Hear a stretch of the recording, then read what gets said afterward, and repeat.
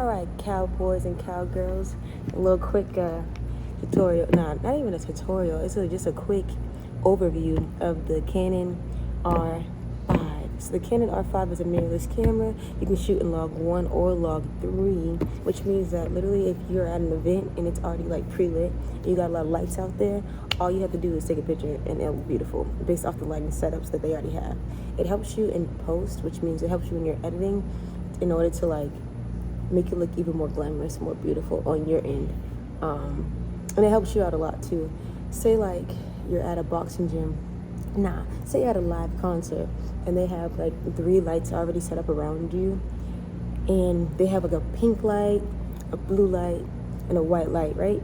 You're shooting in log 1, your camera automatically pick it up on the sensor because it's a full frame sensor.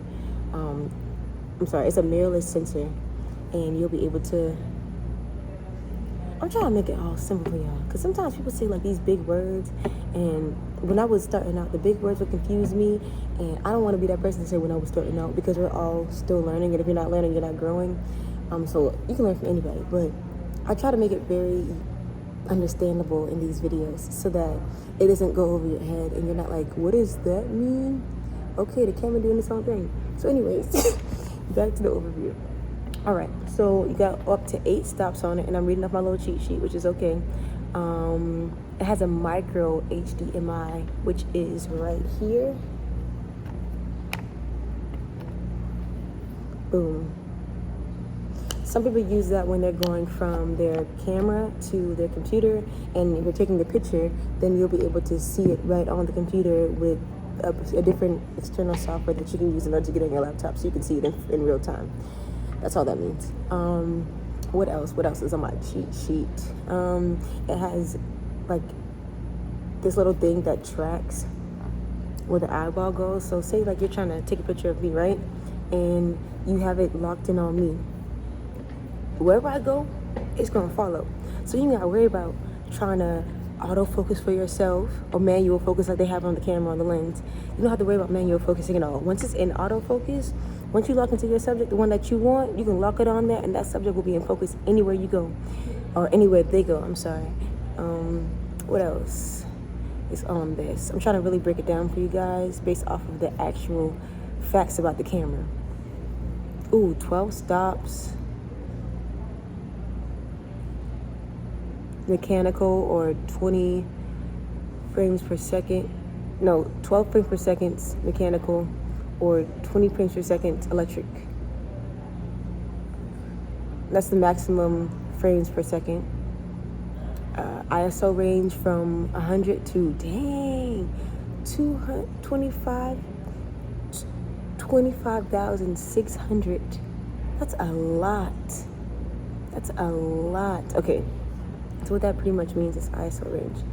To make it simple, ISO range is how much you're trying to brighten it inside the camera by yourself.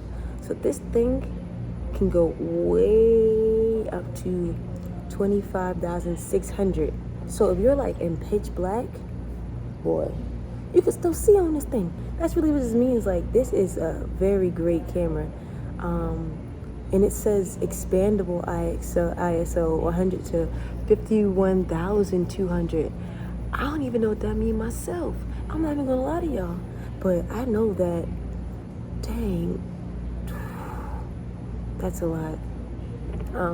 Like I said, full frame, a mirrorless camera, which means that on a mirrorless sensor, more light is able to come into the camera, because that's just how mirrorless sensors are. Like if you have a DSLR, it's not mirrorless. To say it in simple terms, all right, so say like you outside, right? You got a jacket on. The light can't touch you. If the light can't touch your skin with the jacket on. A mirrorless camera is like walking around naked. For real. You're fully able to get everything like on your skin or on your sensor, because there's nothing blocking it at all from touching your sensor. So you're gonna get the optimal lighting without doing much work, and it's super user friendly because It honestly makes it easier to understand your camera, being that it's mirrorless. Well, it makes it easier to take images that are better lit, knowing that it's mirrorless. The fact that it's dual for photo and video is an added bonus, because for me, I shoot on a Sony for video, and I shoot on a Canon for still photography. But knowing that this is dual actually makes it way better, because for me, I have to go between different lenses. I'll pair up a Sony lens with I'll pair up my Sony body with a Canon lens, because I just like that look. But for this, since it's and my Canon is actually a DSLR camera, I just like that model of the Canon that I use for DSLR, because I just like the look of that, of that body and the lenses that I use on it. So sometimes I'll pair it with a Sigma lens, sometimes I'll pair it with a Canon lens, sometimes I'll pair it with a Sony lens. If you have a Metabone adapter or an adapter in general, you'll be able to switch out those different lenses, because the adapter piece makes it compatible with this camera. And the adapter is like $900, $100, not even that. So imagine you get a $99 adapter and you have a Sigma lens, but you want to put it on your Sony camera. Man, on a full frame, so you know what? We're gonna get back to Canon. Anyways, back to this. As eye detection, yes. Head detection, yes. That means it literally detects someone's head in the frame that you're trying to shoot. Animal detection, yes. So if you're a wildlife shooter, this would be a great one too. So say you see a deer, and you don't even see the deer. The camera sees the deer. The camera will pick up the deer before you even see the deer, because it has that function in the camera. Alrighty. Next subject. It has one slot. You see, one slot. That's a lie. It has two slots. Okay, what it means. One slot is for a SD card. The other one is for a CFast card. So the CFast card is a little more expensive than the SD card. Yes, but when it comes to storage, you can store more on the CFast card and they'll download faster to your computer, but they're just more expensive. And so that's the only thing. You'll probably need multiple memory cards if you're not used to shooting on a CFast card.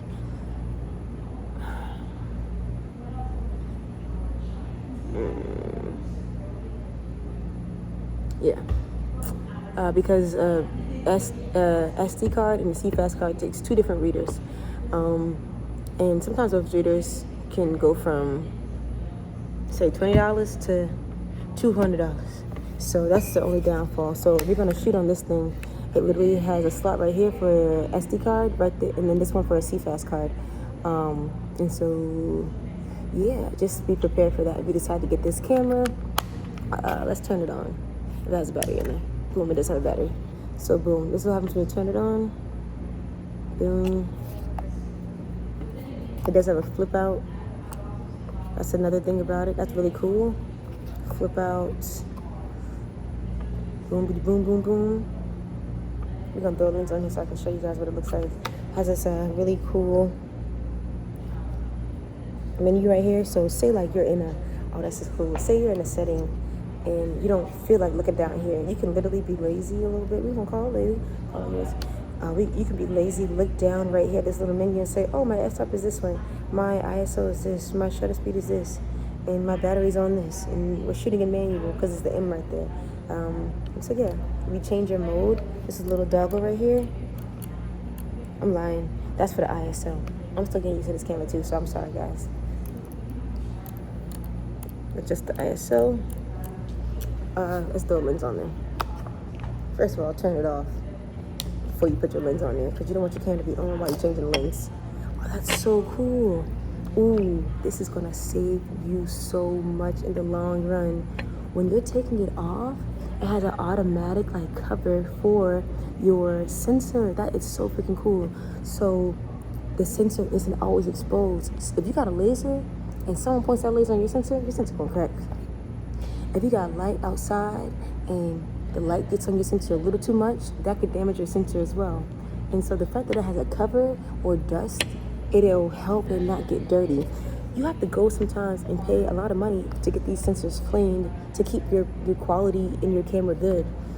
Just saying it in real simple terms. So this actually helps so much because nobody can touch your sensor on accident. You can touch your sensor on accident when you're going to change it out in nature, whatever. You don't have to worry about like any dust getting on there or minimal dust getting on there. So that's a really, really, really, really, really, really, really, really, really cool function. And so we're gonna pop a lens on this so y'all can see. Which lens y'all wanna go for? Let's go to 24 to 100. I'm sorry, 24 to 105. The only downfall is that these lenses have different mounts than the old Sonys. Than the old Canons. The mount on this one is an R mount.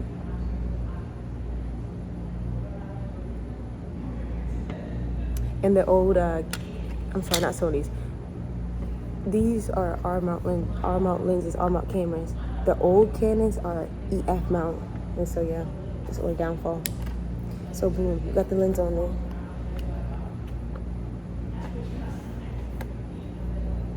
Love don't love like that. Okay. Ooh, that's super light sounding. You see that? It's not the typical snap. Just doing random shots here.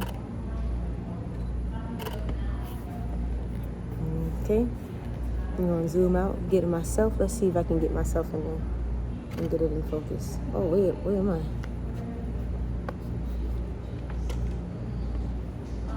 Alright, let's do it. Boom. I'm not even trying. Not even looking or trying for real. Okay, let's go to the video mode. You wanna switch it? That's cool. Press this button down. That'll get you to your different modes, and then you can switch between the different modes. So I wasn't lying earlier. You change the ISO, and you change the mode that you want to go with. This doggo right here. It literally spins like a I don't want to say lighter, but that's the only thing I can think about right now. A lighter. So we're gonna go into. You can program your different. This is another cool thing that you could do in the Sony, but now you can do on this camera as well. You can program your different types of, call it color grades, right? So say you're about to do an event, right, for 5 days. You gotta go outside, you gotta go inside, and that's cool. Cool little, there you go. Oh, you can't see it on this side, but whatever. So you gotta do an event. You're gonna be outside for a little bit, you're gonna be inside for a little bit. So you can go to C1, which is like, I think it's custom 1, and you can customize the look of this function and save it internally. And then you can go to C2, customize that one for outside. So C1 would be for inside, C2 would be for outside. So then when you're going inside and outside, you have to waste time. So it's time effective. You don't have to waste time and go back to your other settings from outside. You can just switch over to C1 or C2. They also have a C3. So yeah. So our settings, scene. Let's bring it over here so you guys can see too.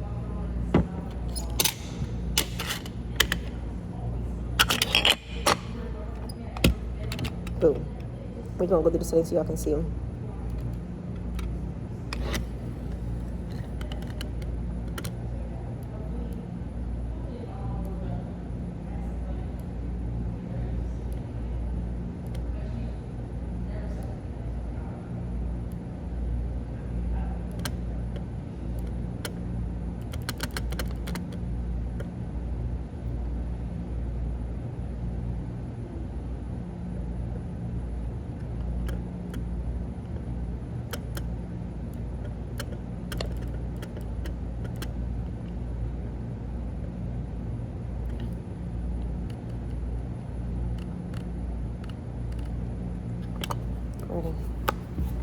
Alright guys, that's a quick look at the Sony, Sony, I love Sony, but this is a quick look at the Canon R5. And I hope this helped you guys figure out what camera that you want to go with. Clearly, I love my Sony camera, but this Canon is a really cool upgrade. Honestly, it's something that I'm kind of considering, and it's pretty dope. And let me show you last things. On the side, if you got a Rode microphone and you're doing interview setups, you can plug in your Rode microphone, the little side panels right here, headphone jack, audio jack. This is the HDMI port out, actually HDMI out, HDMI in, micro. What is this? This is the flash. You have an external flash on there. So no built-in flash on this camera. Yeah. Boom. What else before we go? What's the menu?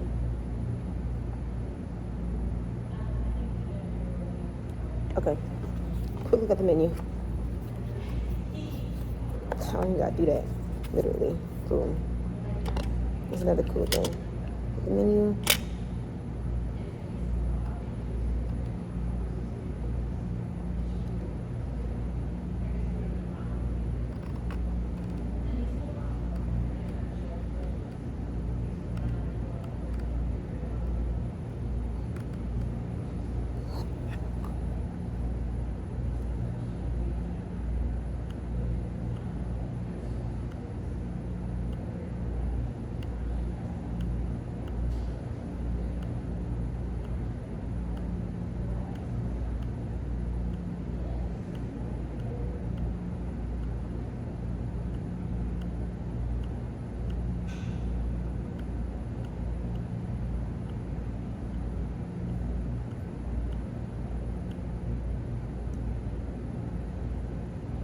One more time.